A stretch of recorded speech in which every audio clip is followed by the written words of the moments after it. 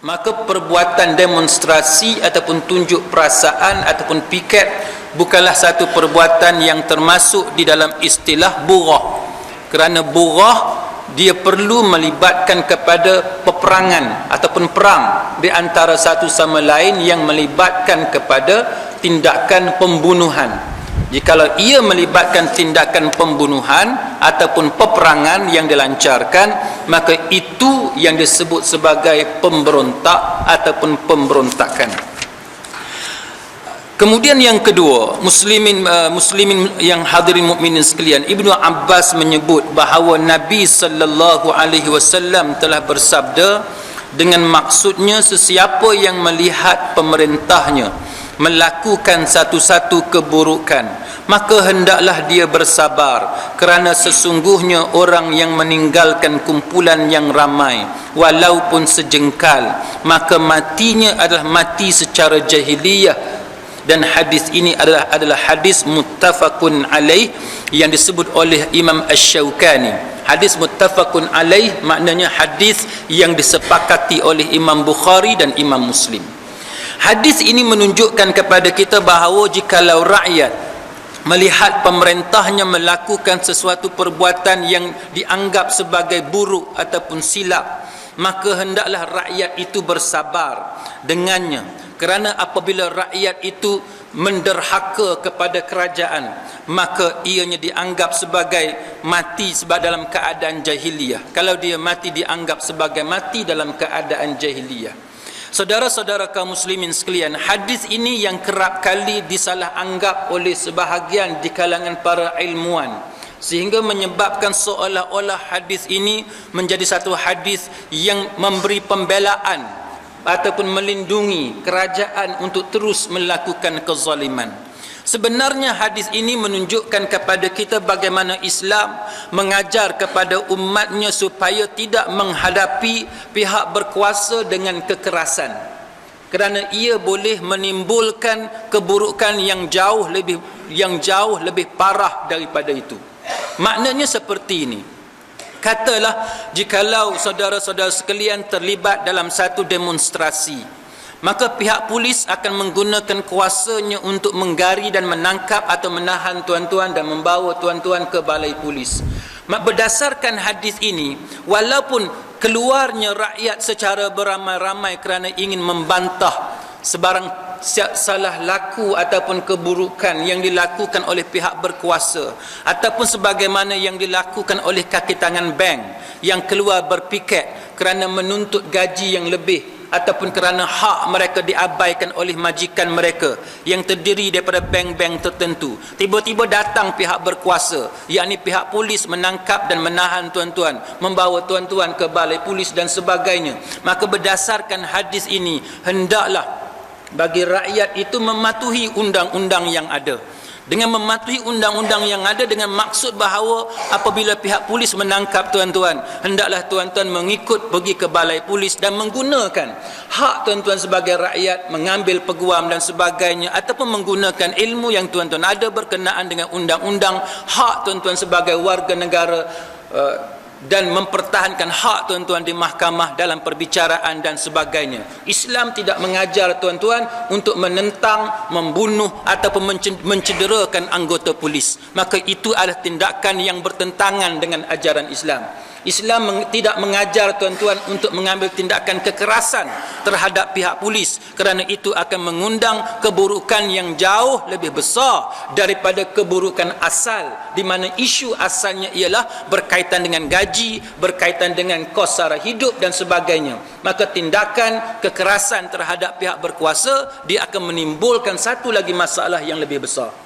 Kerana itu hadis ini sepatutnya difahami dengan cara yang betul, dan bukannya dengan cara membela keburukan ataupun salah laku yang dilakukan oleh pihak pemimpin. Seterusnya, saudara-saudara kaum muslimin sekalian, untuk kita faham tentang masalah burah, dia ada 3 unsur utama. Yang pertamanya yang disebut sebagai perbuatan menderhaka. Yang kedua ialah penggunaan kekerasan ataupun kekuatan oleh pemberontak. Dan yang ketiganya ialah apa yang disebut sebagai mens rea ataupun an-niyatus sayyi'ah, niat yang jahat. Maksud menderhaka di sini ialah menentang pemerintah dan berusaha menggulingkan pemerintah dengan menggunakan kekerasan atau enggan melaksanakan kewajipan yang tidak dianggap sebagai maksiat.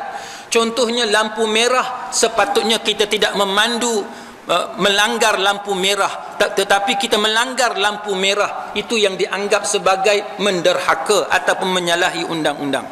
Walaupun yang demikian, prasyarat kepada kesalahan ini ialah pemerintah berkenaan hendaklah pemerintah yang adil, pemerintah Islam yang adil, dan bukannya pemerintah Islam yang zalim ataupun kejam.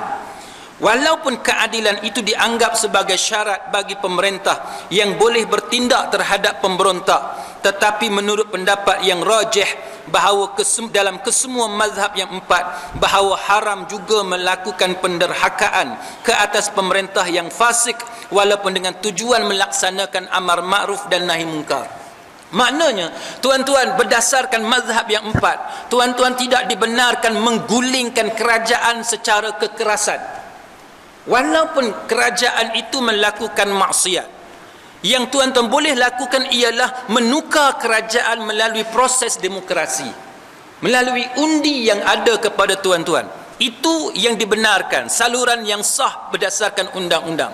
Tetapi kalau kerajaan itu satu kerajaan yang zalim, tiba-tiba masyarakat menggunakan parang, cangkul, keris, pistol, senapang sebagai senjata, menggulingkan kerajaan, maka itu tidak dibenarkan dalam agama, kerana ia akan mengundang kepada masalah yang lebih besar. Sebab itu, saudara-saudara kaum muslimin sekalian, kita menentang penggulingan kuasa yang dilakukan oleh As-Sisi terhadap kerajaan Mursi.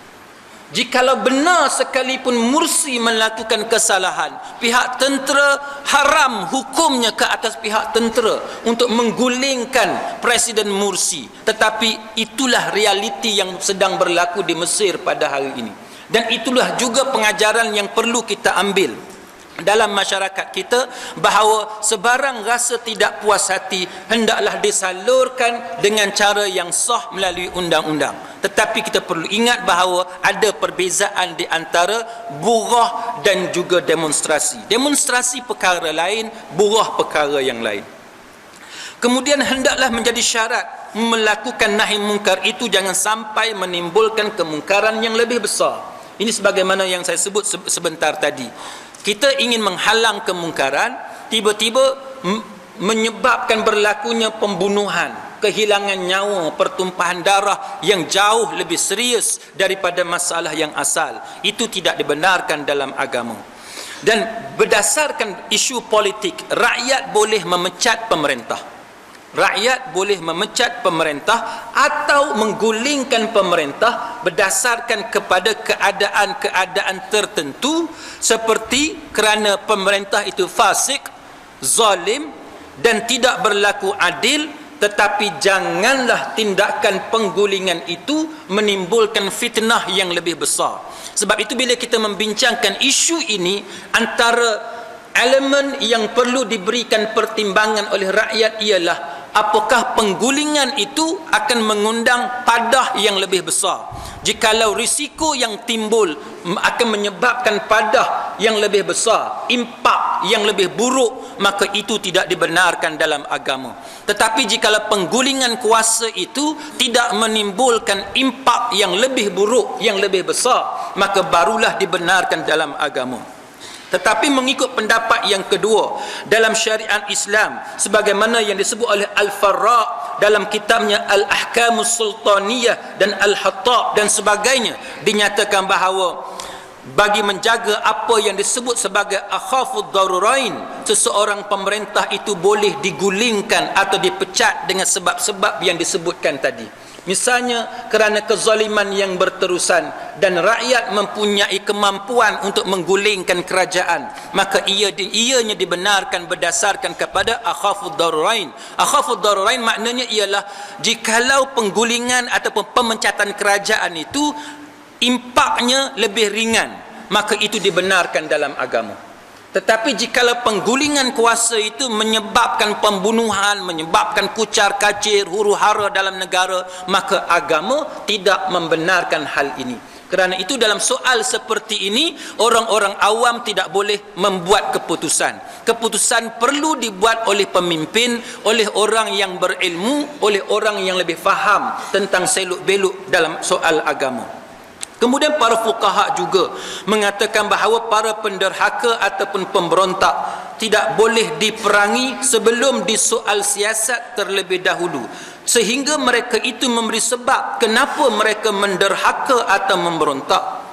Kita tengok, kalau pemberontak itu menggunakan senjata sekalipun, dia menggunakan senjata, dia menggunakan kekerasan, Islam tidak membenarkan kerajaan membunuh atau menggunakan kekerasan bagi memerangi pemberontak, sehingga kerajaan terlebih dahulu berbincang dengan pemberontak itu, bertanya kepada mereka kenapa mereka memberontak. Itu hukum hakam yang ditetapkan oleh agama. Dan apabila ditanya kepada mereka, jikalau mereka memberikan alasan kenapa mereka memberontak dan alasan mereka itu benar, maka kewajipan bagi kerajaan ialah tidak boleh mengambil tindakan terhadap pemberontak. Wajib ke atas kerajaan mengubah kesilapan yang mereka telah lakukan. Sebagaimana yang ada dalam masyarakat kita pada hari ini, bukan pemberontakan. Ianya bukan satu pemberontakan, tapi ia adalah demonstrasi yang berbeza daripada pemberontakan. Maka oleh kerana ia bukan pemberontakan, maka nyawa bukannya halal, nyawa adalah haram. Maka hendaklah bagi kerajaan yang memerintah, oleh kerana kebangkitan rakyat bukanlah berbentuk pemberontakan dan tidak ada sebarang senjata yang digunakan. Malah jikalau ada senjata digunakan sekalipun, kewajipan terhadap kerajaan ialah bertanya kepada rakyat kenapa mereka bangkit menentang kerajaan. Dan sebagaimana isu yang ada dalam negara kita pada hari ini, semua sedia maklum bahawa ianya benar-benar berlaku. Soal kenaikan harga barang dan sebagainya, soal perkhidmatan, bagaimana kekayaan dikaut oleh sesuatu sektor yang tertentu sahaja, manakala orang-orang awam yang masih lagi melarat tidak mendapat pembelaan yang sewajarnya, maka isu itu adalah isu yang benar. Dan sekiranya apa yang mereka sebut itu benar ataupun betul, maka hendaklah diterima dan dilaksanakan oleh pemerintah. Di samping menyeru mereka supaya kembali kepada kebenaran dan berlaku taat. Tetapi sekiranya mereka enggan, mereka boleh diperangi. Diperangi hanya dibenarkan apabila kerajaan melaksanakan, memperbetulkan kesilapan yang berlaku. Setelah mereka enggan untuk taat, barulah boleh diperangi.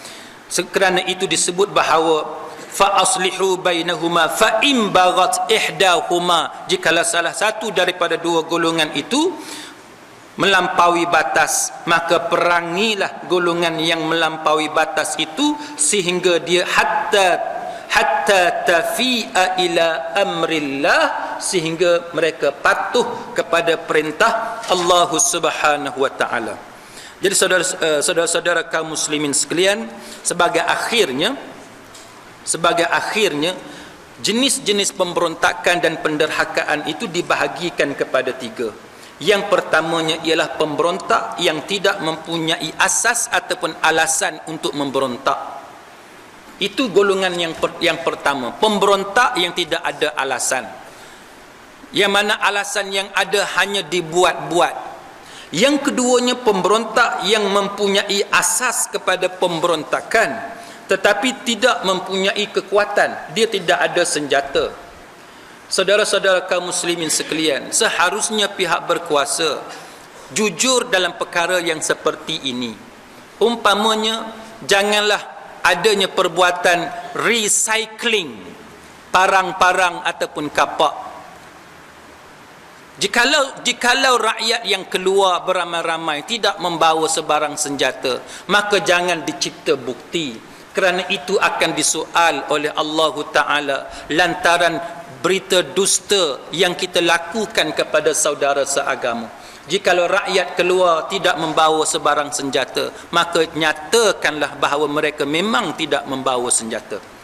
Yang ketiganya ialah pemberontak yang mempunyai asas bagi penderhakaan yang dilakukan dan mempunyai kekuatan. Maknanya Penderhaka dia ada sebab yang kukuh kenapa dia menderhaka. Pada masa yang sama dia mempunyai tentera, dia mempunyai senjata untuk menggulingkan kerajaan. Dan itu termasuk dalam isu-isu yang panjang lebar yang perlu kita huraikan.